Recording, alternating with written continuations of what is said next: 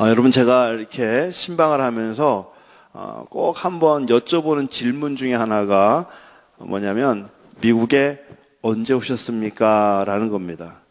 지난번에 신방을 하면서 한 분이 이런 말씀을 하세요. 목사님, 저는 남편 생일도 매번 까먹는데 미국에 온 날짜와 그때 당시의 상황은 똑똑히 기억하고 있습니다. 이렇게 말씀하시더라고요. 저희 가족은 2011년 12월 16일 뉴욕 케네디 공항을 거쳐서 리치몬드 공항을 통해서 버지니아로 들어오게 되었습니다. 2011년 12월 16일 정말 저희 가족은 이 날을 늘 마음속에 새기면서 마치 생일을 기억하듯 12월 16일을 저희가 기념하고 있습니다. 왜냐하면 아무도 없고 아무것도 모르는 이 땅에서 살아갈 수 있도록 은혜 주신 그 하나님 은혜에 감사하며 저희가 그 날을 기억하고 있습니다. 이스라엘 백성들은 하나님의 은혜를 기억하며 감사하는 날을 절기로 지킵니다. 그런데 사실 이 절기는 이스라엘 백성이 하나님께 드리는 자발적인 절기라기보다는 이스라엘 백성과 만나기를 원하시고 그들을 지키시고 그들과 함께하기를 원하시는 하나님께서 정해주신 절기입니다. 이스라엘 백성은 40년의 광야 생활을 마치고 이제 하나님께서 약속하신 젖과 꿀이 흐르는 가나안 땅을 코앞에 두고 있습니다. 하나님께서는 오늘 본문을 통해서 이스라엘 백성이 가나안 땅에서 하나님의 풍성한 은혜를 누릴 수 있는 방법을 가르쳐 주십니다. 이스라엘 백성이 살고 있지 않는 이 가나안 땅은 어떤 땅일까요? 이방 민족들이 거주하면서 우상을 숭배하는 땅이 지금 가나안 땅입니다. 하나님은 이스라엘 백성들이 가나안 땅에 들어가서 이러한 이방 문화에 물들지 않고 우상을 숭배하지 않기 위해서 하나님께서는 이스라엘 백성들에게 절기를 정해주십니다. 가나안에 들어가서 신앙의 정체성을 유지할 수 있도록 하나님께서는 절기를 정해주시고 그 절기에 대해서 오늘 본문에서 상세하게 말씀해주고 계십니다.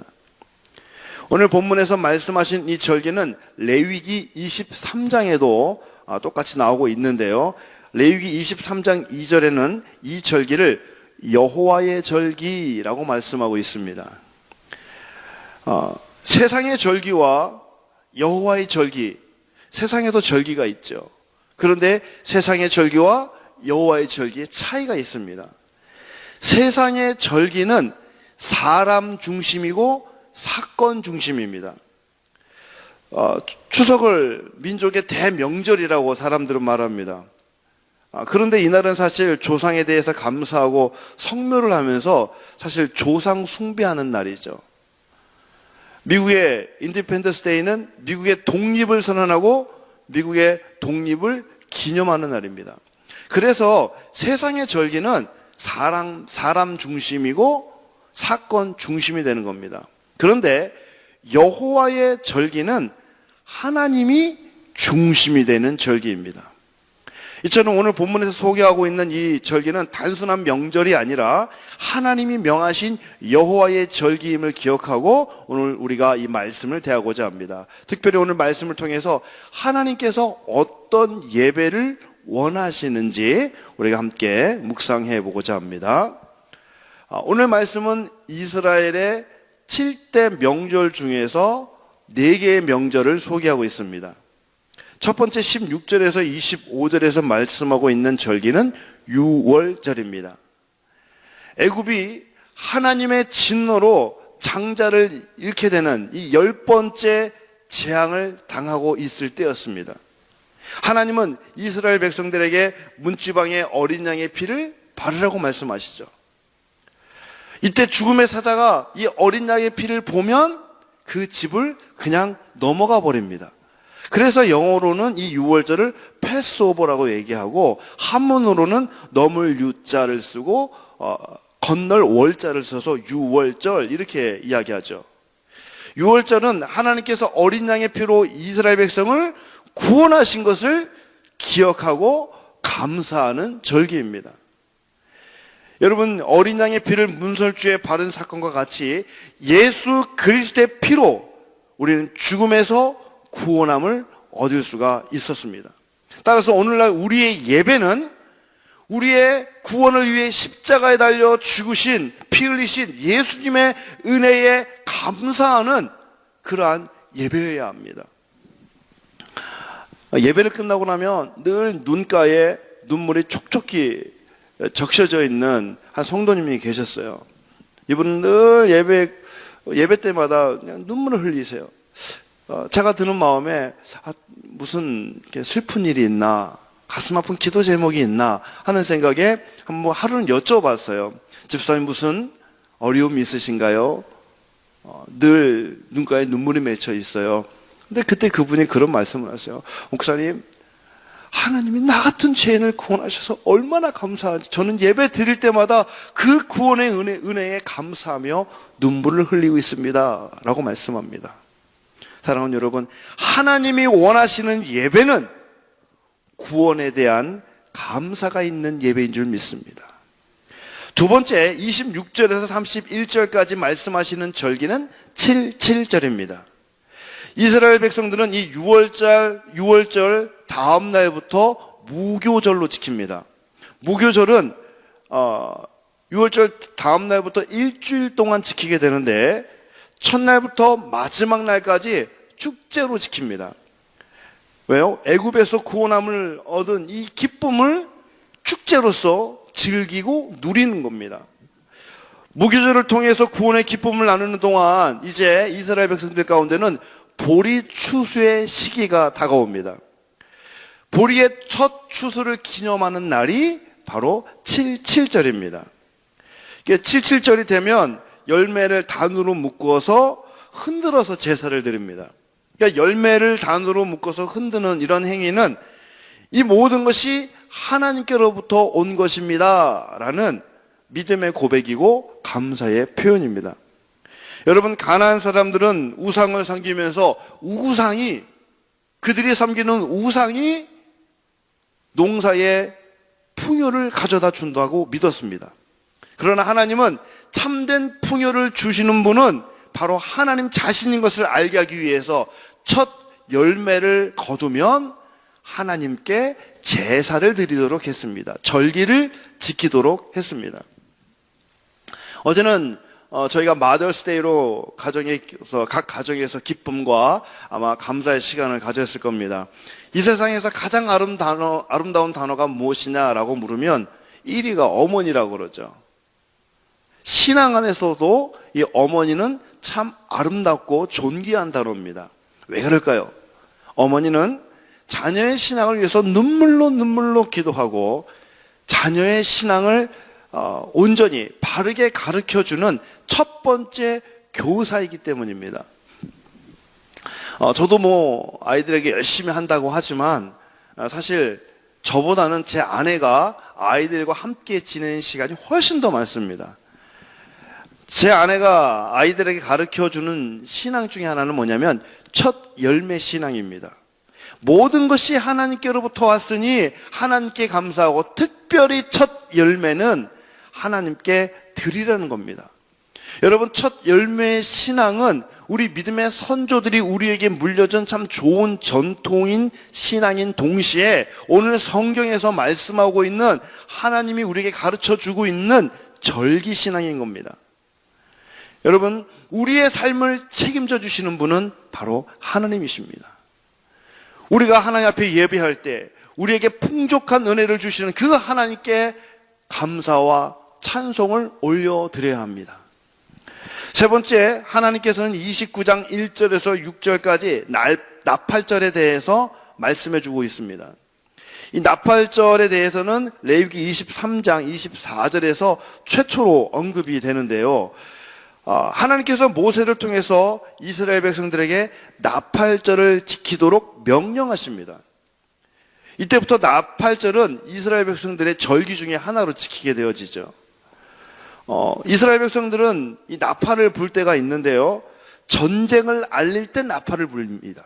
그리고 광야에서 이동을 할 때 40년 동안 이스라엘 백성들이 광야를 이동하게 되는데 이동할 때 이 나팔을 불게 됩니다. 그래서 이 나팔 소리를 들으면서 이스라엘 백성들은 어떤 걸 떠올리냐면 광야 생활을 떠올리게 됩니다. 이스라엘 백성들은 광야 생활 가운데 인도하신 하나님을 떠올리며 감사하죠. 나팔절은 이스라엘 백성이 새해의 시작을 알리는 그러한 절기입니다. 우리나라는 새해가 되면 보신각에 가서 종을 치잖아요. 이스라엘 백성들은 새해가 시작되면 나팔을 봅니다. 그래서 새날을 시작해 하신 하나님께 감사하며 또 새해를 하나님 앞에 헌신하며 믿음을 다짐하게 되는 거죠. 여러분, 오늘 본문 29장 1절에서 강조하고 있는 것은 아무 노동을 하지 말라고 말씀합니다. 이스라엘 백성에게 7월 한 달은 계속해서 명절로 이어지는 그러한 한 달입니다. 7월 1일 나팔절을 시작으로 7월 10일 속죄일로 이어지고, 그리고 일주일 동안 또 지나서 5일 지나고 나면 7월 15일부터는 장막절로 또 일주일을 또 지키게 됩니다.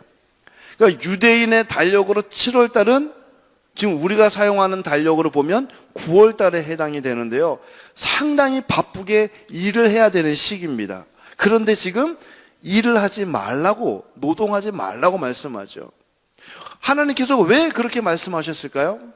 하나님께서는 모든 것을 하나님께 맡기고 하나님께 나와서 그 하나님을 만나기를 원하신다는 겁니다. 하나님은 예배를 통해 하나님만을 의지하고 예배를 통해 하나님만을 바라보기를 원하십니다. 얼마 전에 저희 아이들과 이제 대화를 나누면서 이런 이야기를 좀 나눴습니다. 아이들이 당장 이제 월요일에 중요한 시험이 있어서 또 좋은 점수를 받아야 할 때는 굉장히 주일이 부담스럽게 느껴질 때가 있다고 합니다. 그런데 그때 주일 예배를 빠지거나 아니면 교회 봉사를 빼먹으면 더 좋은 점수를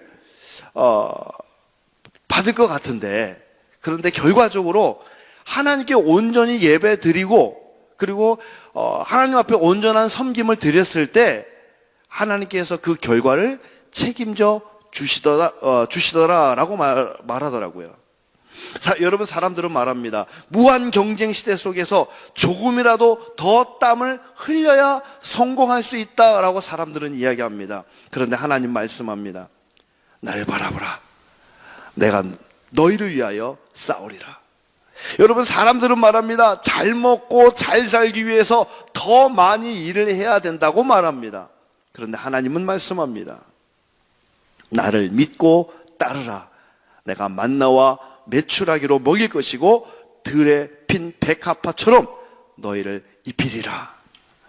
사랑하는 성도 여러분, 우리는 먹고 사는 문제에 성공하는 사람이 아니라 믿음 안에서 사는 문제에 성공하는 사람이 될 수 있기를 바랍니다.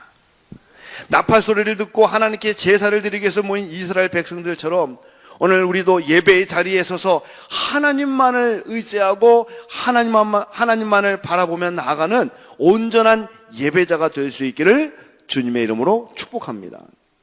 오늘 본문 마지막은 29장 7절부터 11절까지 속죄일의 규례로 이어지게 되는데요. 이스라엘 백성에게 있어서 가장 큰 명절이 언제냐라고 그러면 7월 10일에 있는 대속죄일입니다. 이날은 대제사장이 하나님께 나아가서 이스라엘의 모든 죄를 대속하는 날입니다. 이날은 대제사장이 1년에 단 한 번 지성소로 들어갈 수 있는 유일한 날입니다. 이 대속죄일은 거룩한 날이라고 해서 성회로 온 백성들이 모이는 그런 날입니다. 이날도 역시 아무 노동을 하지 말라고 이야기하죠. 그런데 여러분, 이날이 다른 절기와 좀 다른 것이 있습니다. 7절 보시면, 29장 7절 보시면 일곱째 달 열흘 날에는 너희가 성회로 모일 것이요 너희의 심령을 괴롭게 하며 아무 일도 하지 말 것이니라 라고 말씀합니다. 심령을 괴롭게 한다. 이게 무슨 말이냐면 자기 자신을 부인한다 라고 말하는 겁니다. 그래서 이스라엘 백성들은 자기 자신을 부인하기 위해서, 자기 마음을 괴롭게 하기 위해서 금식을 합니다. 이날은 이스라엘 백성들이 하나님 앞에서 금식하고 자복하고 회개하는 엄숙한 날로 이 날을 지켰습니다. 사랑하는 여러분, 회개 없는 예배 없고 회개 없는 은혜 없습니다. 우리는 늘 자신을 돌아보며 거룩하고 정결한 모습으로 하나님 앞에 설 수 있어야 합니다. 말씀을 맺습니다.